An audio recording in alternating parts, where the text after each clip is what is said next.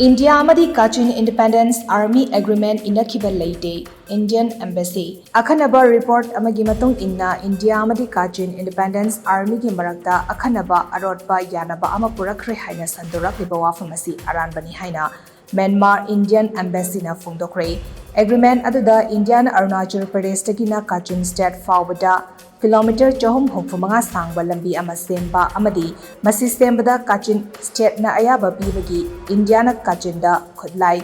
hidak langtak na chingba piba haina yanaki haina sandok narakibani Myanmar officials singna agreement asi yanaramba thoklabadi masi international law bu singnaba amadi unauthorized oiba thabak sing asi pangtoktuna military gi mayokta leibani haina yaningdaba phongdoki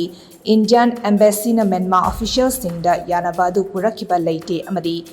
Hanadagi Myanmar military amadi India ga punna chatminnaba asida ayetpa piraknaba sandorokpa aranba wafamni haina sengdoki